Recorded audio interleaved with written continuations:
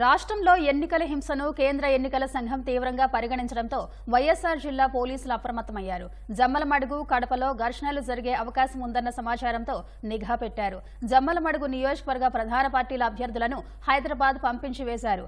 అల్లర్లు జరగకుండా ఉండేందుకు నియోజకవర్గ వ్యాప్తంగా పహారా కాస్తున్నారు. పల్నాడు, తిరుపతి, తాడిపత్రిలో జరిగిన హింసాకాండను తీవ్రంగా పరిగణించిన ఎన్నికల సంఘం సంబంధిత పోలీసు అధికారులు, కలెక్టర్లపై ఇప్పటికే వేటు వేసింది.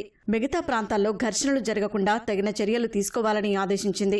ఆ మేరకు వైఎస్సార్ జిల్లా పోలీసులు అప్రమత్తమయ్యారు. జిల్లాలలో ఈ నెల 13న కడప, జమ్మలమడుగు ప్రాంతాల్లో ప్రధాన పార్టీల మధ్య ఘర్షణలను దృష్టిలో పెట్టుకుని భద్రతా చర్యలు చేపట్టారు. గురువారం రాత్రి వరకు వైకాపా ఎమ్మెల్యే సుధీర్ రెడ్డిని నిడుజువిలో, జమ్మలమడుగు భాజపా అభ్యర్థి ఆదినారాయణ రెడ్డిని దేవగుడిలో, కడప తెదేపా అభ్యర్థి భూపేష్ రెడ్డిని ఆయన ఇంట్లో గృహ నిర్బంధం చేశారు. కానీ ముగ్గురు స్థానికంగా ఉంటే కౌంటింగ్ లోగా గొడవలు జరిగే ప్రమాదముందని భావించిన పోలీసులు ఊరు వదిలి వెళ్లాలని ముగ్గురిని ఆదేశించారు. పోలీసులు జోక్యం చేసుకుని సుధీర్ రెడ్డిని హైదరాబాద్ పంపించారు. భూపేష్ రెడ్డిని బనగానపల్లెకు పంపించగా ఆయన అక్కడి నుంచి హైదరాబాద్ వెళ్లారు.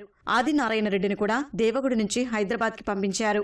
మరోవైపు ఆదినారాయణరెడ్డి సోదరుల నివాసాల వద్ద, నిడుజువిలోని సుధీరెడ్డి ఇంటి వద్ద పోలీసులు పహారా కాస్తున్నారు. జమ్మలమడుగులోని ప్రధాన కార్యాలయాల వద్ద పికెటింగ్ ఏర్పాటు చేశారు. నియోజకవర్గం వ్యాప్తంగా 144 సెక్షన్ అమలు చేస్తున్నారు. ఎవరూ గుంపులుగా తిరగొద్దని పోలీసులు ఆదేశాలు జారీ చేశారు. కౌంటింగ్ వరకు ఇదే బందోబస్తు కొనసాగించాలని పోలీసులు నిర్ణయం తీసుకున్నట్లు తెలుస్తోంది.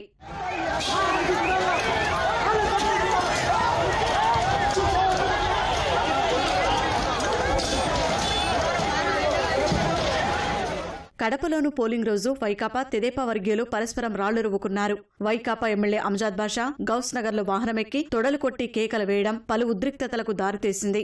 కౌంటింగ్ రోజు కడపలో అల్లర్లు జరిగే అవకాశముందన్న నిఘా వర్గాల సమాచారం మేరకు పోలీసులు అప్రమత్తమయ్యారు. కడప తెదేపా అభ్యర్థి మాధవిరెడ్డి, పార్టీ పొలిట్ బ్యూరో సభ్యుడు శ్రీనివాసులరెడ్డి ఇప్పటికే కడప వదిలి హైదరాబాద్ వెళ్లిపోయారు. కౌంటింగ్ ముగిసే వరకు కార్యకర్తలు సంయమనం పాటించాలని, వైకాపా నాయకుల ట్రాప్ లో పడకుండా జాగ్రత్తగా ఉండాలని పత్రికా ప్రకటన విడుదల చేశారు. తెదేపా నాయకులు అల్లర్లు సృష్టించే విధంగా రెచ్చగొట్టే వ్యాఖ్యలు చేస్తున్నారని, కార్యకర్తలంతా సంయమనం పాటించాలని అంజాద్ బాషా సైతం పత్రికా ప్రకటన విడుదల చేశారు. అయితే రెండు పార్టీల అభ్యర్థులు ఒకే రోజు ప్రకటనలు విడుదల చేయడంతో మున్ముందు ఏం జరుగుతుందోనని కలవరపడుతున్నారు. చిన్న గొడవ జరిగినా పరిణామాలు తీవ్రంగా ఉంటాయని హెచ్చరిస్తున్న పోలీసులు సామాజిక మాధ్యమాల్లో రెచ్చగొట్టే పోస్టులు పెట్టిన 2 జమ్మలమడుగు వాసులను అరెస్టు చేశారు.